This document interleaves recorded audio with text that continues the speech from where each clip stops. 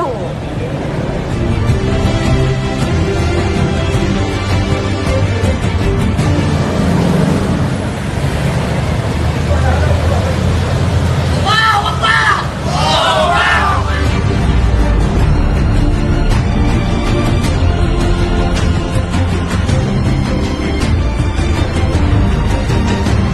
Kita kibarkan lagi, karena ini kan menyangkut masalah kepastian hukum.